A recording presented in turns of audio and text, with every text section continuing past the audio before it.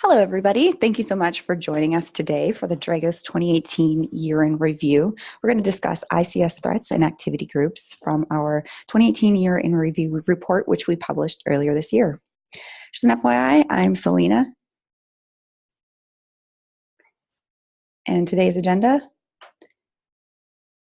is going to be the discussion of activity groups, threats in detail, and then we're going to end with some recommendations for defensive strategies that you can apply within your environment. Just a little FYI, this is one of 4 Year in Review reports that we published this year. This one is specifically focused on activity groups, but we also published one from the threat intelligence team on vulnerabilities, as well as from TALK, which is from our threat hunting and responding report, and we also have an executive insights report. If you want to download this Year in Review report or any of the other ones, you can find those on our website, dragos.com/year-in-review. So my name is Selena Larson. I am an intelligence analyst here at Dragos. And I'm Amy Bejtlich. I'm an adversary hunter here at Dragos. And I'm Joe Slowik, also a adversary hunter at Dragos. So just a little bit of background about our Year in Review reports. We began doing these back in 2017, and we were tracking 5 activity groups at the time. We found 3 more in 2018, which provided more insight into the ICS threat landscape, as well as new recommendations and defensive strategies. We provide these as kind of a high-level overview of a lot of the trends, tactics, techniques, and procedures, methods that we see from activity groups, as well as other entities targeting ICS. We continue to see an increase in threats and the aggressiveness of them, but we have no evidence of quote-unquote malware planted waiting to be activated or any of these other sort of hyped up scenarios that are often heard in press and government discussions. So kind of a high-level TLDR regarding takeaways from this report. In 2018, 4 major elements contributed significantly to greater risk. One was intrusions into ICS networks that enabled research and reconnaissance of ICS operations and technology. 2 was commodity malware and wormable ransomware causing ICS infections. 3, we did have infrastructure targeting activity groups adopting living off the land tactics and behaviors. These effectively bypass traditional security protection mechanisms. And when we talk about that, we're not talking just about the idea of living off the land within IT, but this also applies to ICS. And we'll talk about that a little later on in the presentation. And 4, there was a compromise of several industrial equipment manufacturers enabling potential supply chain threats and vendor-enabled access to ICS. And again, we're going to get started with diving into the activity group. So take it away, Amy. Thanks, Selena. Although there was no ICS-specific malware or disruptive or destructive events made public last year, adversary knowledge and targeting of ICS is increasing, and threat activity is growing considerably in both frequency and aggressiveness. The type of activity we're seeing that causes concern includes things like adversaries stealing things like human-machine interface screenshots and process historian data, and that's the type of data necessary to facilitate a stage 2 attack. Dragos currently publicly identifies 8 ICS-focused activity groups, and we track more unlabeled activity of interest. 5 of those groups were previously identified: MAGNALLIUM, CHRYSENE, DYMALLOY, ELECTRUM, and COVELLITE. In 2018, we saw continued activity as well as an evolution and expansion of tradecraft from many of those groups. And in addition, in 2018, we also identified 3 new activity groups: RASPITE, ALLANITE, and XENOTIME. So the next few slides, I'll give an overview of the activity that we saw from each one of those groups individually in 2018. First one is XENOTIME. A brief background, many of you already know. XENOTIME is the activity group behind the 2017 CHRYSENE attack that used ICS-tailored malware to target the Triconic safety instrumented system of an oil and gas facility in Saudi Arabia. The targeting of a CIS represented an escalation in ICS attacks, as it indicated the loss of human life was either intentional or an acceptable side effect of an attack, which was something we hadn't seen in previous destructive attacks. And while the CHRYSENE malware would be difficult to replicate on other CISs, it provided a roadmap for other adversaries to target these types of devices. In 2018, XENOTIME moved beyond targeting the Triconic CIS and targeted multiple ICS manufacturers and vendors, compromising multiple ICS original equipment manufacturers. Throughout 2018, we also saw XENOTIME continue to use tradecraft that was similar to previously identified activity, such as using customized malware specific to the target environment, using stolen credentials to move between networks, leveraging legitimate but compromised servers for communication, and implementing living off the land techniques. XENOTIME's been active since 2014, and it's not currently linked to any other known groups. But that said, it's one of the few groups that has demonstrated both capability and the intent to disrupt ICS ops and potentially compromise safety. So as such, we currently track them as an aggressive threat and continue to monitor their activity as a high priority. Next, RASPITE. In August 2018, Dragos identified a new group targeting access operations in the U.S. electric utility sector, with additional targets in Saudi Arabia, Japan, and potentially Europe. RASPITE appears active since at least early to mid-2017, and it shares similarities with the group known as Leafminer by Symantec. RASPITE tradecraft includes watering hole attacks, and that is compromising websites its targets are likely to visit in an attempt to gain initial access to victim networks. And RASPITE's mode of operation is linked to the IT network and information gathering. We assessed that Dragos identified RASPITE early in its maturity, allowing defenders to track the group's behavior and threat progression and modify their security posture accordingly. Despite demonstrating the steps necessary for initial intrusion into an IT network and potentially preparing a path for an ICS event at a later time, there's currently no indication the group has a destructive capability that could, for example, cause energy sector disruptions. ALLANITE. In 2018, Dragos identified victims and attack methodology that we associate with a new activity group we named ALLANITE. The group's been active since May 2017 and targets business and ICS networks in the US and UK electric utility sectors with a focus on maintaining access to those networks. And such access allows an adversary to develop an understanding of the operational environment, but it also provides the opportunity to pre-position for potential disruptive events. ALLANITE uses email phishing campaigns and watering holes to steal credentials and gain access to target networks, and that includes collecting and distributing screenshots of industrial control systems. As far as tradecraft, ALLANITE avoids custom malware and instead utilizes living off the land techniques such as PowerShell scripts and PSExec. The activity that we associate with ALLANITE includes the Palmetto Fusion event that was described by the U.S. Department of Homeland Security's October 2017 advisory, and there was an update to that advisory in March of 2018 of last year. That advisory documented ALLANITE's technical operations along with the activity of a group that Symantec calls Dragonfly 2.0. ALLANITE operations are limited to information gathering, and we've not yet seen any disruptive or damaging capabilities. DYMALLOY. Despite Dragos's previous assessment that the DYMALLOY activity group had reduced or significantly modified operations, in fall of 2018, we identified multiple new malware infections matching DYMALLOY behavior. DYMALLOY activity focuses on gathering intelligence from industrial control system networks.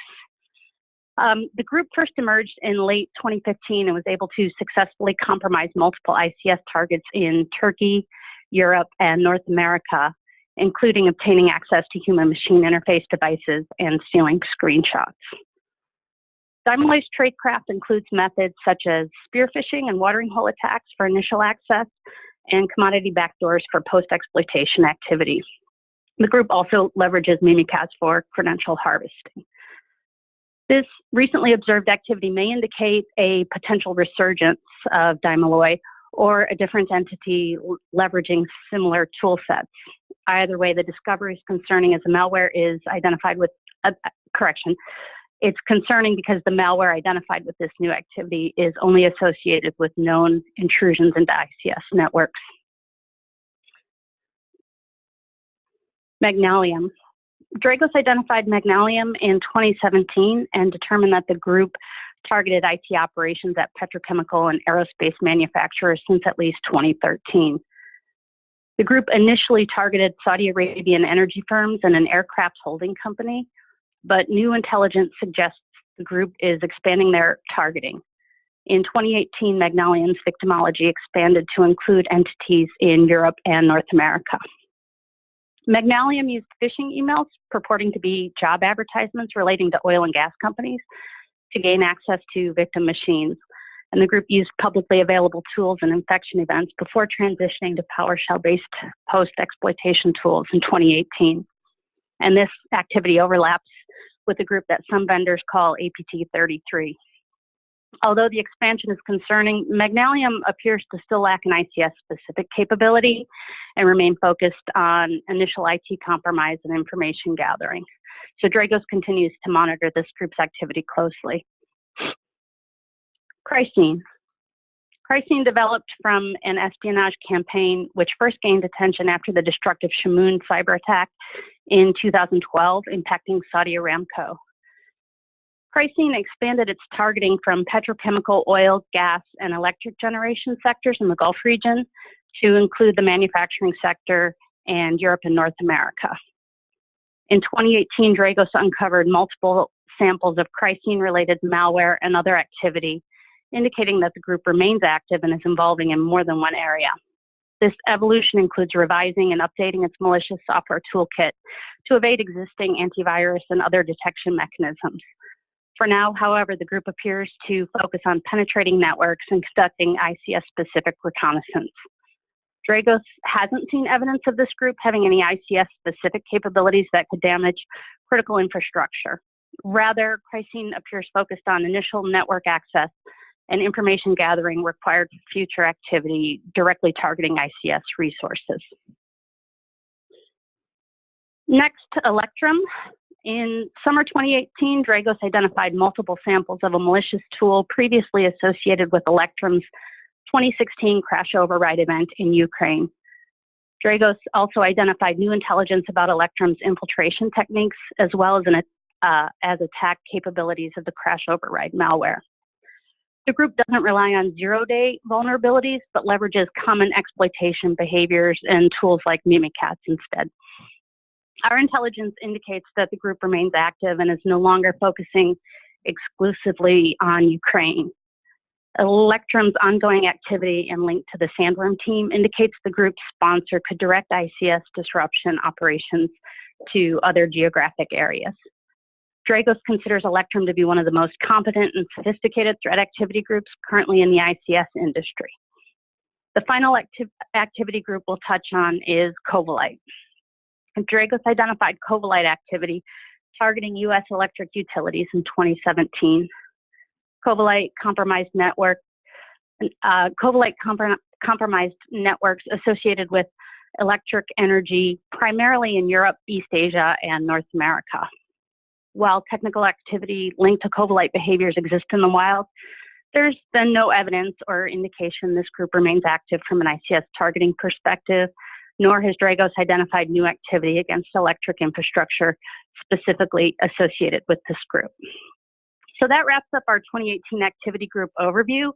But before we move on, I'll take the opportunity to answer any questions that are in the queue. And if there are none, I'll just remind listeners that you can post your questions and we can circle back to them at the end. Okay, with that, Selena will now talk about threats in detail. Selena? Thanks so much, Amy. So in 2018, we identified 4 key items regarding threats. And the first is disruptive IT malware. So this type of malware impacting operations is not new or unique. And we do expect these types of infections to continue to be prevalent for years to come. In fact, we have seen evidence of that here in 2019. A second one would be midpoint network access. So specifically talking about VPN filter, this malware targeted small office, home office networking devices.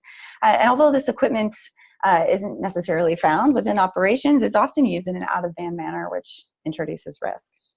And the third would be supply chain compromise. So the OT network access granted to vendors and others can expose an asset operator to significant risk as compromises can move from vendors' networks to the asset operators' networks. We've talked a little bit about that already in this webinar, but we're going to dive into that a little bit more. And again, we've seen attacks utilizing supply chain compromise as recently as last week.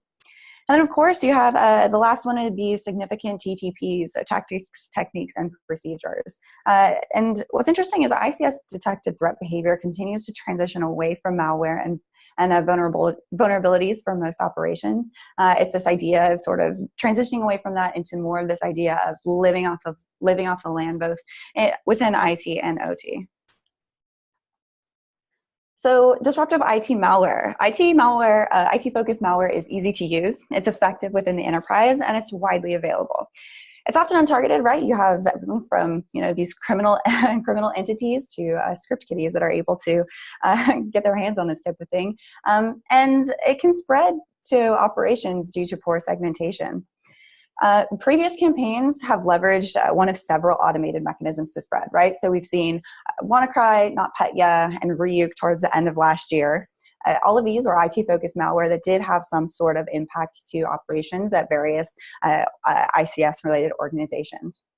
WannaCry, of course, leveraged vulnerabilities detailed in the Microsoft Bulletin MS-1710, which continues to be a major threat to ICS.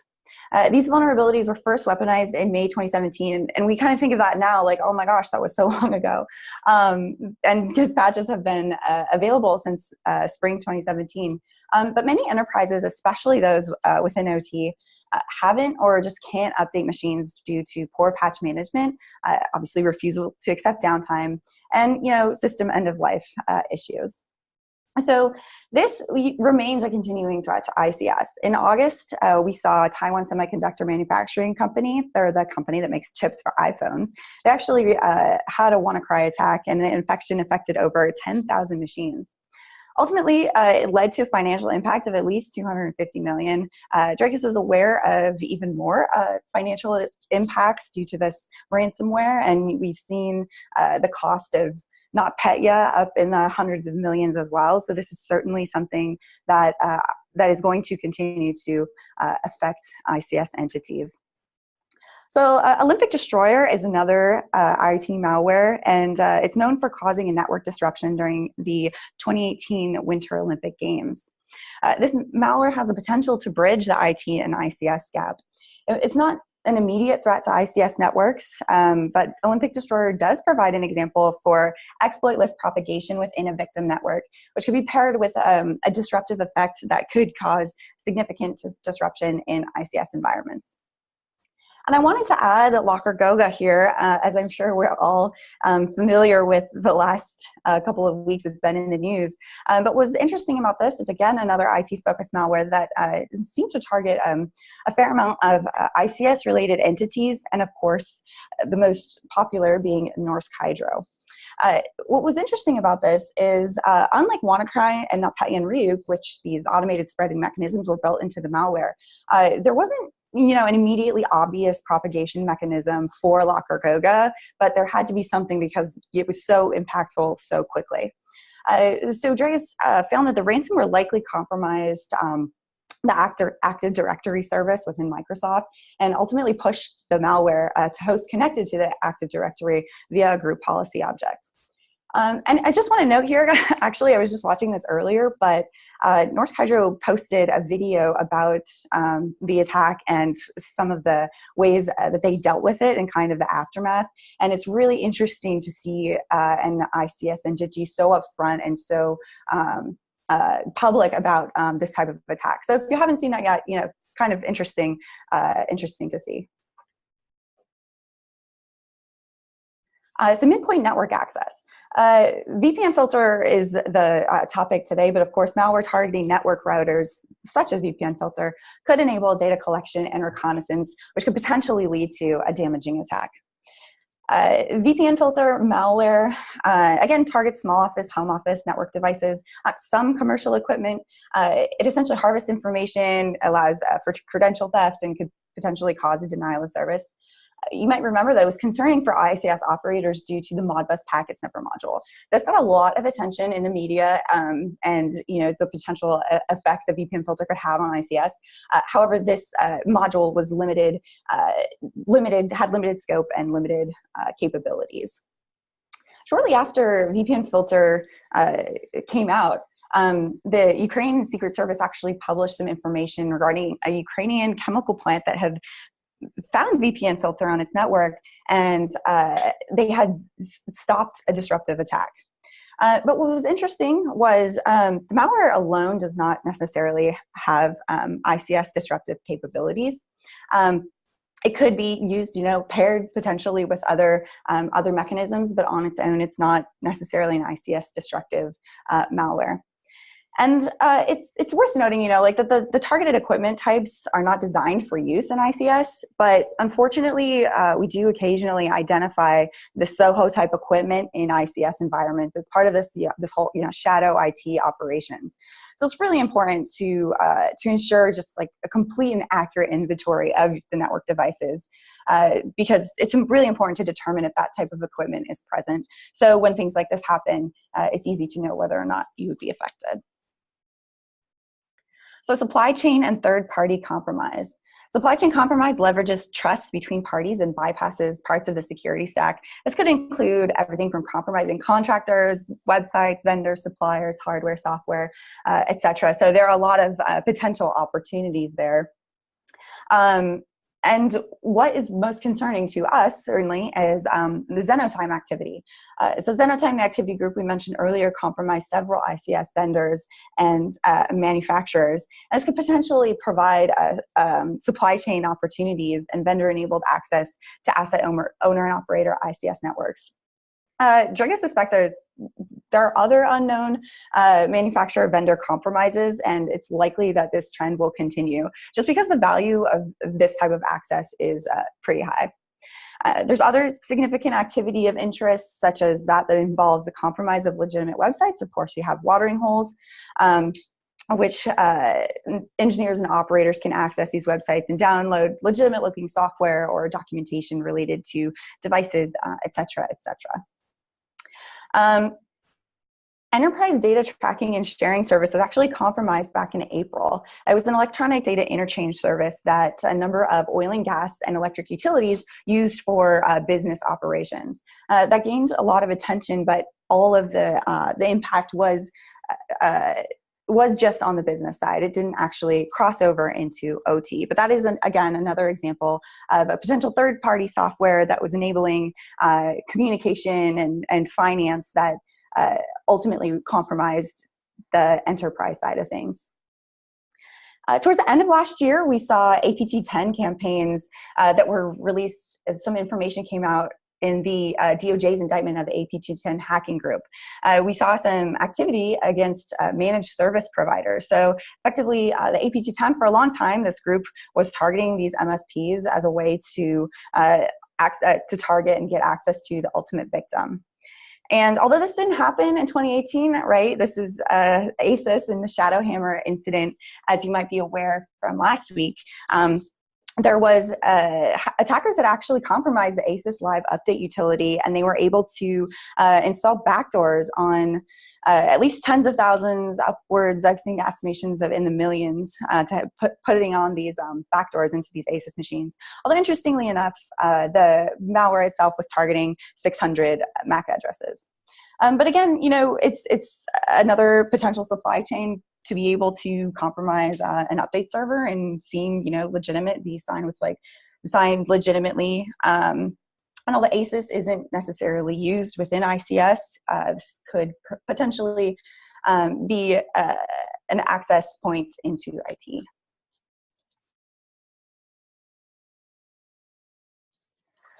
And then significant TTPs. So like we said before, ICS adversaries are moving away from sort of easily detectable malware and exploits into this living off the land idea. So essentially using these built-in tools within IT and again within OT to move around the networks. Another interesting trend that we're seeing is adversaries utilizing pen testing tools. Most ICS impacting incidents still begin in IT and move to OT.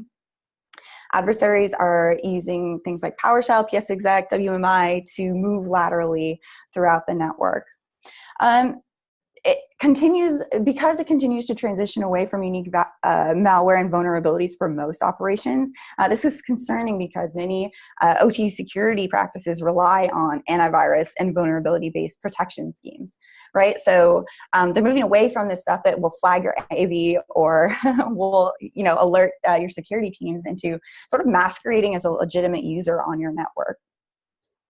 Within ICS though, right, like we're all familiar with this capability on the IT side of things, but within ICS, we're seeing adversaries abuse the native functionality and features such as operation of HMIs. And again, this should not necessarily be considered the same as living off the land techniques that are common in enterprise security.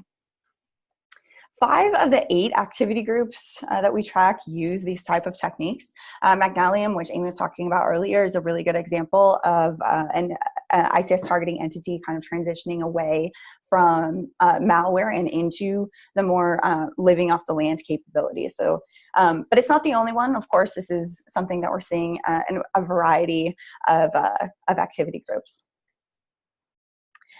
This is another thing, the open source commercially available penetration testing tools. We're seeing this used in real world campaigns. Mimikatz is the most popular and effective tool. It's effectively a cred capture tool. And multiple activity groups, including ELECTRUM, ALLANITE, and DYMALLOY, have used Mimikatz. It's also built into major wormable malware such as NotPetya. And Limbic Destroyer built in this sort of Mimikatz-like functionality for credential capture. Other tools are Metasploit and PowerShell Empire. Again, you might see your red teamers using these tools, so they might seem legitimate, but a lot of adversaries are incorporating that into their attacks. I would like to note here too that the threats continue to require months to years of dedicated ICS research and reconnaissance to achieve any particular intent, right? So it's not like an adversary getting on the network and being able to immediately shut off the lights.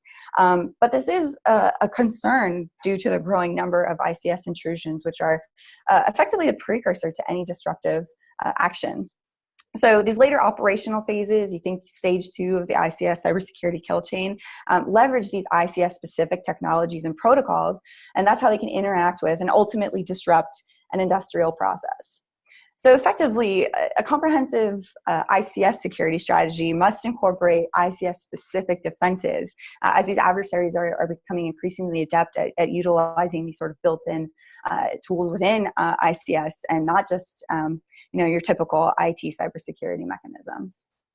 And on that note, talking about defense and some potential recommendations for y'all is Joe Slowik.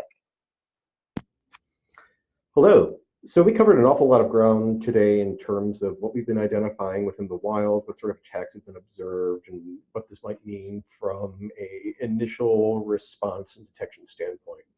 However, in assessing how these work, what these fundamentally mean for different organizations, it's important to recognize that first off, the events in question, for example, even though we didn't observe a single publicly known or recognized disruptive ICS event within the 2018 timeframe, what we did observe are many of the prerequisites, the actions required in advance in order to prepare for and then later on to execute such an event. So in addition to adopting the best practices necessary in order to reduce threat surface and enable defense in depth, it's also vital for organizations to adopt a defensive posture that doesn't just focus purely on the final ICS disruptive phase of an event, but rather defending throughout the kill chain.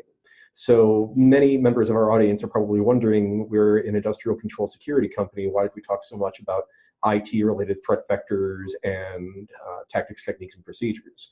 Well, the reason for this is quite simple, because of the fact that in order to get into environments short of true bolt from the blue type scenarios, such as a self-propagating worm that can zip through the network autonomously, or directly introducing such capabilities within a network through physical close access, is that adversaries will have to navigate multiple phases of an attack sequence in order to both in order to initially breach the network, migrate from the enterprise IT environment in order to get into a control system network, and then gather information and develop tools or expertise in order to deliver an effect. Thus, in looking at these events as being observations on entire attack life cycles as opposed to discrete, separate sorts of items, it gives defenders the opportunity in order to both identify and potentially get ahead of such events and build defenses around attacker prerequisites before these attacks get to the phase where they're capable of executing some sort of disruptive operation. Now, in order to do that, we've also observed that a lot of the adversaries in question are using fairly common tradecraft, relying upon the built-in functionality of the networks in question in order to weaponize and deliver some sort of impact or further access within these environments. Thus, employing something along the lines of a simple whitelist, blacklist approach with respect to malicious hashes or dirty domain names, etc., may be effective for those items that we have previously identified and know about, but would be insufficient in order to defend against both attacks that utilize this sort of built-in functionality inherent to the network and those net new attacks for which we have not yet discovered. So employing a behavioral approach to what are the adversaries' key requirements, what are the prerequisites necessary in order to build, maintain, and then take advantage of access developed is significant, not just, again, to enforce that defending across the entire kill chain perspective, but to move ahead of adversaries that instead of reacting to TTPs as they are identified and then looking backward at what's been identified as malicious, but to identify those fundamental malicious behaviors that are used to build up an adversary's playbook, so to speak, to move from access onto actual delivery of effects on targets. Which leads us into my last point, that in order to really gain the fundamental understanding of what the status of the now is in terms of both what adversaries are seeking and how they operate within these environments, we have to adopt a forward looking posture with respect to the activity that we're seeing, which means not just analyzing past events as we do from a threat intelligence perspective at Dragos, but also applying that knowledge to anticipate how threats and their methods of operation change and evolve over time. So for example, we've certainly identified an increased tendency to live off the land, whereas if you look prior to, say, 2016, we had custom frameworks involved, such as Havix and other items, even going back to Stuxnet, which I don't think has been mentioned this entire webinar thus far. So we finally cleared that hurdle. But it's important to note, though, that whereas we had custom-built malware designed to operationalize every phase of the kill chain, we've moved someplace different. That is not necessarily where things will stand, though. And so by maintaining awareness of and continuous monitoring and visibility into the threat environment, it'll allow us to try and track and continue to evolve with adversaries as they change their own tradecraft. And these are the sorts of things that we at Dragos, both from within our threat intelligence practice, but as well within our Dragos platform that provides detection, monitoring, and response within control system environments, incorporating that knowledge into threat behavioral analytics to operationalize that for our customers and clients in order to provide that sort of not just defending against yesterday's threat, but defending against what threats simply must do in order to operate in these environments. And with that, I believe we are done. We have a couple of questions already, which I can field. So certainly if you have any questions, either feel free to email us if it's something that you'd like to discuss offline and not within a public setting, or I will answer them here to insert them into the Q&A panel available within Zoom or into the chat window. We'll attempt to monitor both. But we had a question that came in fairly early that for the audience: how confident is Dragos that these 8 threat actors are mutually exclusive? For example, is it possible that these 8 actors overlap in terms of organizational structure, leadership, or membership? That's a good question because it goes to the heart of what drives our threat intelligence practice. So we did a previous paper and webinar on threat activity groups within the industrial control space that defines how we define and track adversary objects for our threat intelligence practice. And what's critical in identifying this is that rather than focusing on a who-based attribution, this is Russia, this is the Ministry of State Security for the PRC, or something along those lines that you traditionally see with many vendors, or creating some sort of persona for them, is that really from a Dragos perspective, we track behaviors. So if you look, for example, at ALLANITE and DYMALLOY, There are overlaps between these groups in infrastructure and operation, but significant differences in fundamental behaviors, both in terms of targeting and how these adversaries have operated in environments that, from a pure diamond model base, to give the reference to the theoretical framework that drives our practice, that there's enough differences that as activity groups, they distinguish themselves. So it's definitely possible that some of the items that we're tracking overlap in a traditional, they may belong to or take orders from the same government or the same leadership, etc.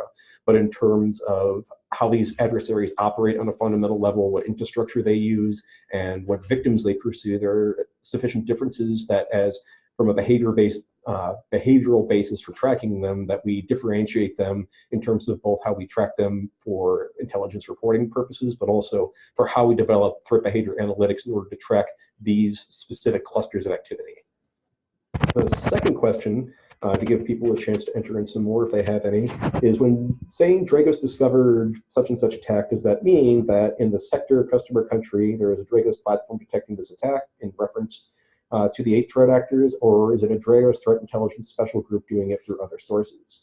The answer to that is it depends. So from a Dragos perspective, when it comes to general threat intelligence work, as well as how we gather and correlate the different data points from which we then derive an activity group, we rely on all available sources that we have at our disposal in order to do so. So that includes Dragos platform deployed in customer environments, working with our customers and clients through the incident response and threat hunting operations that we provide as a service, as well as custom intelligence offerings and working with our intelligence clients in order to identify or further analyze events of interest. So we really don't rely on any one thing and don't want to limit ourselves to any single perspective, because given the wealth of proprietary, commercial, and open source data sets which we have access to, we'd be doing our customer base a disservice if we weren't leveraging all of those to the fullest.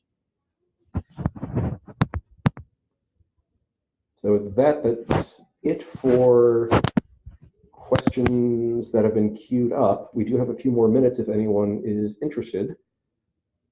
Give this maybe a minute in case anyone has any late burning thoughts or interesting ideas that are just formulating themselves.